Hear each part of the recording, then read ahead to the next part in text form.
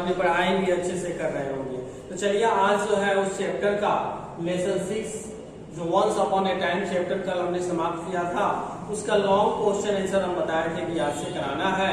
तो इसे आप लोग ध्यान देंगे। क्वेश्चन नंबर 1 जो दिया हुआ है कि ये ओल्ड होमाइन के बारे में पूछ रहा है क्वेश्चन कि C1 में आपका क्वेश्चन है, पेज नंबर 64 है। आप लोग 64 पेज नंबर में इस क्वेश्चन को नोट कर लेंगे, देख लेंगे। पेज 64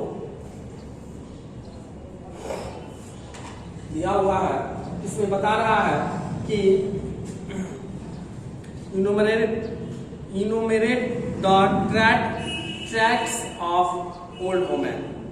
बूढ़ी औरत का जो बर्ताव था, व्यवहार था, वो किस तरह का था समाज में, लोगों के बीच में, उसका जो बर्ताव व्यवहार जो था। तो कह रहा है कि the old woman was blind but wise. बूढ़ी औरत जो है अंधी थी लेकिन बुद्धिमान थी। She was the daughter of slab black American. वो जो है एक नौकर की बेटी थी, जो काले अमेरिका के नौकर की, वो गुलाम जो उसके यहाँ नौकरी करते थे, उसके पिता, उसकी वो बेटी थी। She lived alone in a small house. एक छोटे से घरों में वो रहती थी अकेले। आउटसाइड ऑफ टाउन, शहर के बाहर। हमने कहानी में भी पढ़ाया था। She was fearless and unquestionable in her wisdom. उसकी बुद्धिमत्ता का कहीं भी कोई शिकायत नहीं किया था, ठीक है। अनक्वेश्चनेबल थी वो, उसका सवाल जो भी था वो सब अनक्वेश्चनेबल था, कोई सवाल खड़ा नहीं कर सकता था, इतना बुद्धिमानी थी उसमें। She was reputed all around for and near. वह जो है दूर और नजदीक, अपने आस पास से दूर दूर तक और नजदीक पास में जा तो वहां सब जगह जो है उसे रेपुटेशन मिलता था, सम्मान मिलता था। She was an example of both the law and its transgression. वह एक उदाहरण भी थी अपने नियम का पालन करना और उसका सजा, ये दोनों के बारे में अच्छी तरह पता था उसे, क्या सजा होता है और क्या नियम होते हैं। She was honored everywhere and was awful to all.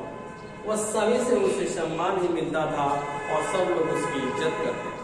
तो ये जो है था यह ट्रेट उस महिला की व्यवहार समाज में कैसे थे, इसके बारे में 1 नंबर क्वेश्चन जो है पूछ रहा है। तो इसे आप नोट कर लेंगे।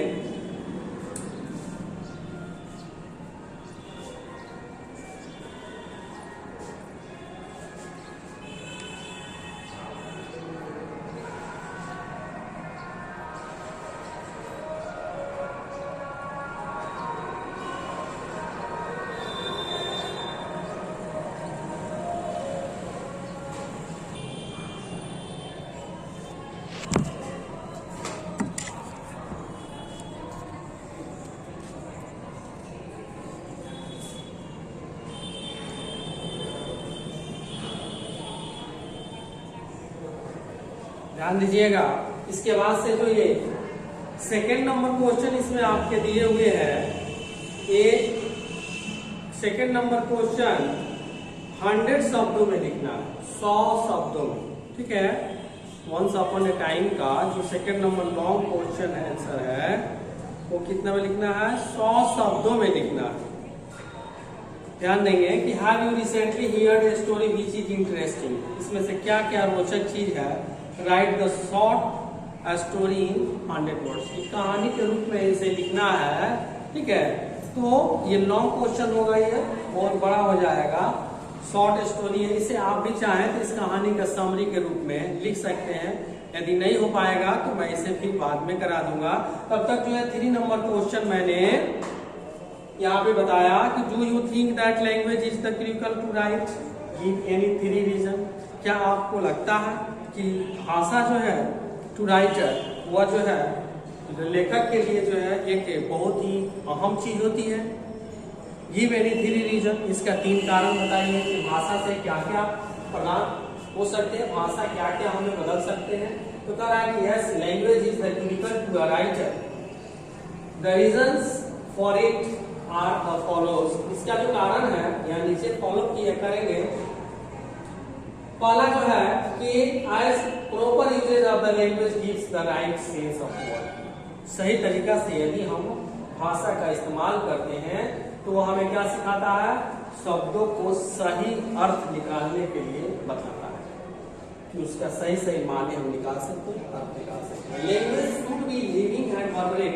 भाषा एक जीवित चीज है, जान है, जो कि एकदम जीवित रहता है और वर्बरेट करता है, वो बोलता है, ठीक है, वो कंपन करता है, बतलाता है, इस तरह का चीज है। Proper usage of the language, भाषा का जो सही इस्तेमाल किया जाए तो कैन ब्रिंग अबाउट चेंज, तो यह हमारे लगभग हमें बदलाव ला सकता है, एंड बिग रेगुलेशन, और एक बड़ा क्रांति भी ला सकता है। तो भाषा की एक क्वालिटी, एक खासियत है जो कि इस टोनी मॉरिसन ने बताया है।